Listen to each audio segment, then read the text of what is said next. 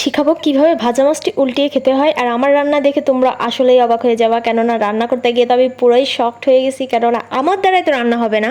দেন রান্না করতে গিয়েছি, লাস্টে মাছে আগুন ধরে গেছে। এটা কোনো কথা? অবশ্য মাছে আগুন ধরাতে ভালোই হয়েছে, যেহেতু আমরা বারবিকিউ করতেছিলাম মাছে। আজকে তোমাদেরকে বারবিকিউ রেসিপিটা দেখাবো। আর এই বারবিকিউটা যে এতটা পরিমাণ মজার হয়েছে কি বলবো, ট্রাস্ট মি গাইজ, আমরা তো খেয়ে পুরোটাই শেষ করে দিয়েছি, এতটা পরিমাণ মজার।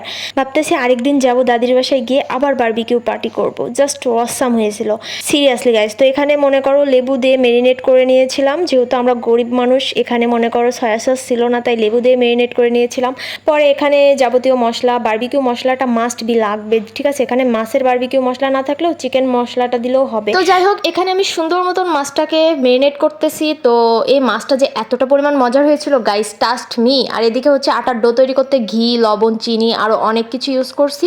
দেন এবার মাছ ভাজতে গিয়ে তো আমি পুরোই শকড হয়ে গেছি, যে ভিডিওতে দেখতেই পাচ্ছেন। মানে আমি তো লিটারালি অবাক হয়ে গেছি, মানে কি বলবো গাইজ, আমি এতটা পরিমাণ ভয় পেয়ে গেছি যে এইভাবেও কি মানুষ মাছ ভাজে। তারপর যাই হোক, অনেক ভয়ের মাধ্যমে মাছটা খুব কষ্টে উল্টাইছি, বাট আমি না, আমার বড় আপু।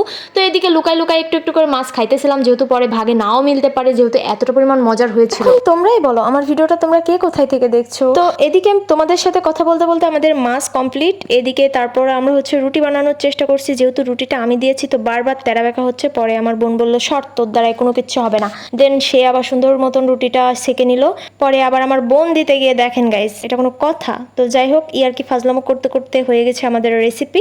তো এদিকে সস নিয়ে সবাই পাড়াপাড়ি করতেছিলাম, বলতেছিলাম আমারে দে আমারে দে, এমন করে মনে করো মারামারি লাগাই দিছিলাম। লাস্টে ওদের থেকে 2-3টা সস নিয়ে তারপরে আমরা সুন্দর মতো করে প্রসেসিং করতেছি নান রুটি আর হচ্ছে মাছ ফ্রাই। গাইস এতটা পরিমাণ মজার হয়েছিল, নেক্সট টাইম আবার যাব, আবার বানাবো, আবার খাবো। আজকের ভিডিও এ পর্যন্তই। সবাই ভালো থেকো, সুস্থ থেকো, আল্লাহ হাফেজ।